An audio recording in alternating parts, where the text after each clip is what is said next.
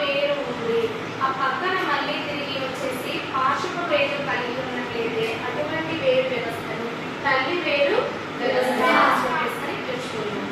మనం నెక్స్ట్ ఈ తల్లి వేరు వ్యవస్థ మనము ఎలాంటి మొక్కలలో చూస్తాము గమనించగలము అని చెప్పేసినట్టే మనము ద్విదళ బీజ మొక్కలలో మనము గమనించగలము.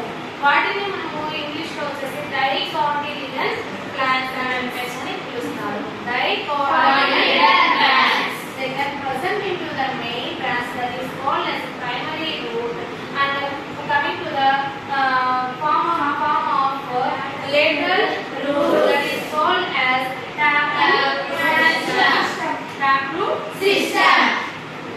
Coming to the monocotyledon plants, ఏకదళ బీజ మొక్కలలో ఈ వేర్లు అనేవి మనకు ఏ విధంగా ఏర్పడతాయి అని చెప్పేసినట్టే కాండము నుంచే ఈ యొక్క వేర్లు రావడం అనేది జరుగుతుంది.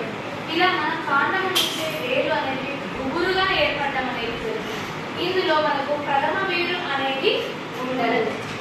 ఏకదళ బీజ మొక్కలలో ప్రథమ వేరు అనేది ఉండకోకుండా కాండము నుంచే గుబురుగా వేరు రావడాన్ని మనము ఏమని పిలుస్తామంటే పీచు వేరు వ్యవస్థ లేదంటే గుబురు వేరు